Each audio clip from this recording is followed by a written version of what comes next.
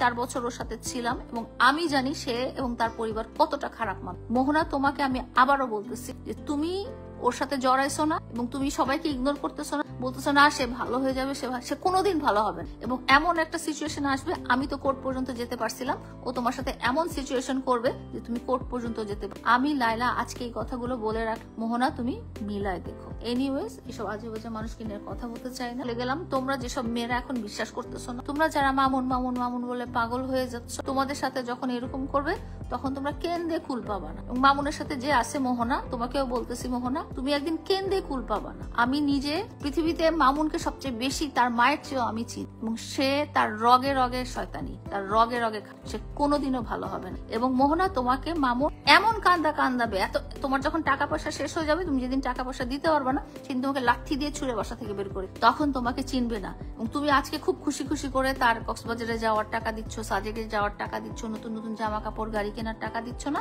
তখন তুমি একদিন কানবা।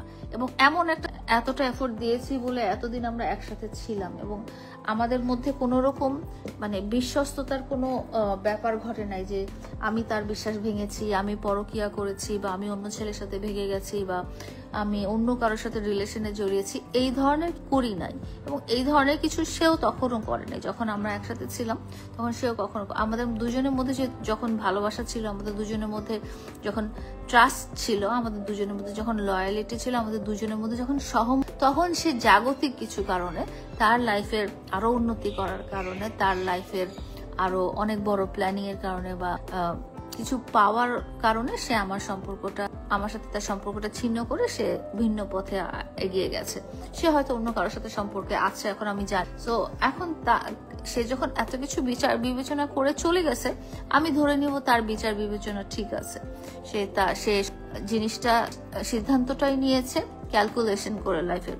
সে ভেবেছে যে এই বুড়ি মহিলা 2 দিন পরে মরে যাবে, আর এর কাছ থেকে তো আমার আসলে কিছু পাওয়ার নাই, তো আমার লাইফটা তো অনেক বড়, আমি তো অনেক প্রেম করতে পারি, অনেক সুন্দরী সুন্দরী মেয়েরা আমার কাছে আছে, আমি এখন অনেক সুপারস্টার, আমার কাছে সুন্দরী সুন্দরী মডেলরা আসবে, সুন্দরী সুন্দরী নায়িকারা আসবে, আমি কেন এই বুড়ি মহিলার কাছে তো কিছু, হ্যাঁ এর কাছে কেন থাকবো? আমার যখন দরকার ছিল তখন ছিলাম, এখন যেহেতু আর দরকার নেই, এখন আমি এস্টাবলিশ হয়ে গেছি, এখন নিজেই একজন সুপারস্টার, তো আমি তো মুভ অন করেই ফেলবো। এটা তার থিঙ্কিং। এই থিঙ্কিং করে সে কিন্তু ওই জিনিসটা চিন্তা করলো না যে তার যখন কিছুই, হ্যাঁ, তখন আমি তার কাছে ছিলাম। এবং লোকজন যখন তাকে টিকটকার বলতো, লোকজন যখন তাকে ছাপড়ি বলতো, টোকাই বলতো, এবং একটা সাধারণ সমাজে তার কোনো স্ট্যাটাস ছিল না, তখন কিন্তু আমি আমার স্ট্যাটাস থেকে নিচে নেমে এসে আমি তার পাশে ছিলাম, তার হাত ধরেছিলাম, তার খারাপ সময় আমি তার পাশে ছিলাম।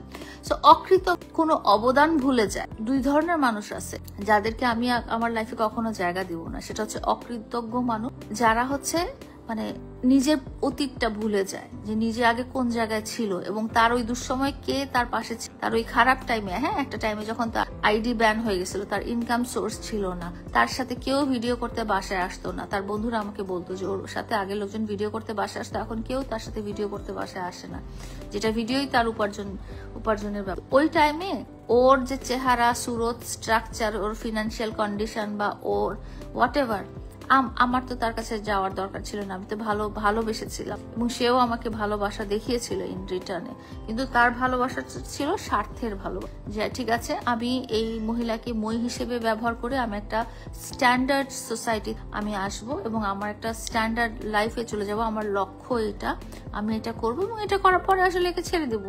হ্যাঁ, তাতে তো আমার কিছু যায় আসবে না। আসলে মানে সে এই কাজটা যে শুধু আমার সাথে করেছে এরকম না, অনেক মানুষের, বাট সবাইকে ছেড়ে দিয়ে তার কিন্তু কিছু ক্ষতি বৃদ্ধি হয়নি, তার বরং উন্নতি হয়েছে। সবাই এটাকে ভেবে নিছে যে নিয়তি বা সে খারাপ ছেলে, এরকম করতেই পারে। কিন্তু আমার মনে হচ্ছে যে কেন আমি করব? একটা মানুষকে তুমি কেন ব্যবহার করে তুমি ছেড়ে দিবা? এটা তো ঠিক না, এটা তো ভালোবাসা না। একটা ভালোবাসা এরকম হইতে পারে। সে নিজেই বলে যে ভালোবাসার মানুষকে কষ্ট দেওয়া যায়। তুমি ভালোবাসার মানুষকে কি করে গেছো? তুমি ভালোবাসার মানুষকে জীবনের একটা শেষ স্টেজে, আমি কিন্তু একটা লাইফের লাস্ট স্টেজ, এই লাস্ট স্টেজে আমি যে কোনো মোমেন্টে মারা যাব, এন্ড আমি আমার শেষ বয়সে আমি তাকে বেছে নিয়েছি আমার জীবন সঙ্গী হিসেবে, বিকজ সেও আমাকে ওই পরিমাণ ভালোবাসা দেখিয়েছে। সে চিন্তা করেছিল যে না, আমি কে ভালোবাসতেছি, আমি এর সাথে থেকে আমি আমার কোয়ালিফিকেশন বাড়াবো, কোয়ালিটি বাড়াবো, সুন্দর করে কথা বলা শিখবো। সে তো আগে বাংলা কথাও ঠিক মতো বলতে পারতো না, আপনারা ওর ভিডিওগুলো দেখেন বা লাইভ গুলো দেখেন, সে তো বাংলা কথাও ঠিক মতো বলতে পারতো না। এখন সে ফ্লুয়েন্টলি ইংলিশে কথা বলে, ইংলিশ ছাড়া কথাই বলে না। হ্যাঁ, তো তুমি একটা মানুষকে তুমি ব্যবহার করছো, যে মানুষটা তার জীবনের শেষের স্টেজে, এবং তার যেই মানুষটা মানে আমার জীবনে কোনো চাহিদা, আমার জীবনে শুধু চাহিদা ছিল যে না আমি জীবনে যতদিন বাঁচবো আমি আমার ভালোবাসার মানুষের সাথে সুখে শান্তিতে বাঁচবো, তারপরে তো আমি মরেই যাবো, বিকজ আমার তো এক পা না, আমার অলমোস্ট 2 পাই এরকম অবস্থা। তো সেখানে তুমি কি করলে, সেখানে তুমি 4টা বছর তুমি একটা মানুষকে ব্যবহার করলে, এবং ব্যবহার করার পরে তুমি চিন্তা করলে না যে যেই মানুষটা সারা দুনিয়া তার পরিবারকে, তার সারাউন্ডিংস কে, বন্ধু বান্ধব, কলিগ সবাইকে ইগনোর করে তোমাকে প্রায়োরিটি দিছে, তুমি সেই মানুষটাকে জাস্ট জাগতিক কিছু বিষয়, বাড়ি গাড়ি এসবের জন্য রাত্রি দিয়ে ছেড়ে চলে গেলাম। তো আমি তো তোমাকে কোনো মানুষের কাতারে ফেলবো না।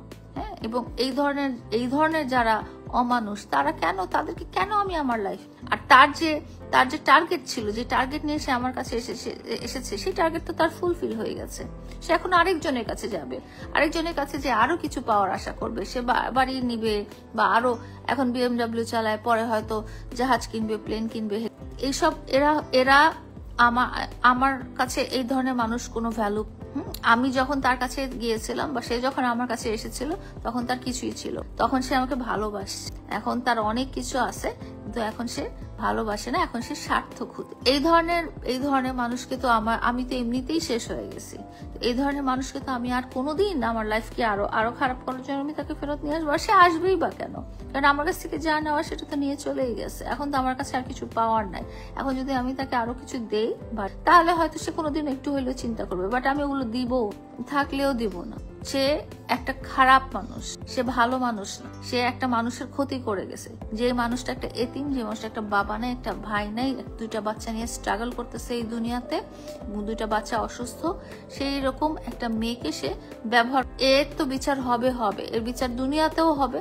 আল্লাহ তাআলা তো দুনিয়াতেও বিচার করে, এর বিচার দুনিয়াতেও হবে, এর বিচার আখিরাতেও হবে। এবং আমি বলে গেছি যে মারা গেলেও, আমি যদি মারাও যাই, আমি পরকালে শেষ বিচারের দিনে দাঁড়ায় আমি আল্লাহর কাছে তার এবং তার মায়ের বিচার। তা আমি তাদের কোনো ক্ষতি করি নাই, আমি কখনো তাদের কোনো ক্ষতি করি নাই। 4টা বছর তাদেরকে আমি আগলায় রাখছি, একদম মানে পাখির ছানার মতো করে আগলায় রাখছি, ময়না পাখির মতো একদম বুকে নিয়ে। তা শুধু তাকে না, তার পুরো ফ্যামিলি। তো সে আমার সাথে যা করছে সেটা অন্যায়, সেটা কোনোদিনও সেটা অন্যায়, আমি এটা ছাড়া অন্য কিছু বলবো না। এবং তার সাপোর্ট হয়ে যেসব লোকজন আমাকে এখন অনেক গালিগালাজ করেন, অনেক খারাপ কথা বলেন, হ্যাঁ, এই যে মাসুদ খান, হ্যাঁ, তারপরে এই যে আরো আমার নামে যারা কথাবার্তা বলেন, তাদেরকেও বলি, ভাই আপনারা তখন কোথায় ছিলেন 4 বছরে, যখন আমি তাকে বস্তি থেকে টোকাই নিয়ে আসছিলাম, যখন তার বাসার বিদ্যুৎ বিল দেওয়ার ক্ষমতা ছিল না, যখন তার বাসায় একদানা চাল ছিল না। সে খুব বলে যে হ্যাঁ, আমার বাপ দাদা 14 গোষ্ঠী মিলিয়ে আমি 10টা লাইলা কিনতে পারবো। তা তুই 10টা লাইলা কিনতে পারলে তুই 4 বছর আমার বাসায় কি করছিস? তোরা তো এত ধনী, তোরা কেন লাইলার বাসায় ছিলি? আবার বলে she is such a manipulator. আমি ম্যানিপুলেটর কেন হব? তুই আমার বাসায় আসিস, আমি তোর বাসায় যায় থাকি। এনিওয়েজ, এসব মানুষ রূপী জানোয়ারও বলবো না, মানে জানোয়াররা তো তাও অনেক ভালো, জানোয়ারদের এরকম নাই। একটা সাপ কিন্তু কখন কামড় দেয় জানেন? যখন সাপটা বুঝতে পারে যে আপনি হয়তো তার কোনো ক্ষতি করবেন, তখন সে ছোবল দেয়। তো হচ্ছে তার কোনো ক্ষতি করি নাই, তারপরে সে আমাকে এসে ছোবল দিয়ে গেছে। এটা সাপের চেয়েও খারাপ। আমি দুধ কলা দিয়ে সাপ পুষছি আসলে। যাই হোক, এটা আল্লাহ তাআলা, আমার এই দুর্ভাগ্য আল্লাহ তাআলা আমার ভাগ্যে রাখছে কেন জানি। এই শেষ বয়সে এসে আল্লাহ তাআলা আল্লাহ তাআলা হয়তো তাকে অপশন দিছিল যে তুমি হয়তো ভালো হয়ে যাও, বাট সে তো ভালো হয় নাই। সে আমার সাথে যেটা করছে, সে আরো যতদিন বেঁচে আরো অনেক মেয়ের সাথে করবে। আমাদের আশেপাশে অনেক রকম মানুষ আছে এবং অনেক রকম মানুষ আপনার প্রতি অনেক রকম ধারণা পোষণ করে, কিন্তু তাদের মধ্যে থেকে আপনি যদি কারো শখের নারী হতে পারেন, সেটা কিন্তু অনেক বড় একটা। মামুন ফিরতে চাইলে আপনি কি না, এখন আর সেরকম কোনো সুযোগ নাই। যে চলে গেছে সে চলে গেছে, সে বুঝে শুনেই চলে গেছে, কারণ সে একজন অ্যাডাল্ট মানুষ এবং তার বিচার বিবেচনা আছে, তার নিজস্ব প্ল্যানিং আছে। সে একটা মানুষ কিন্তু হুট করে অনেক কিছু করে না। একটা সম্পর্ক বানাতে অনেক এফোর্ট দিতে হয়, অনেক স্যাক্রিফাইস করতে হয় দুইজনকেই। আমাকেও করতে হয়েছে, তাকেও করতে হয়েছে। এবং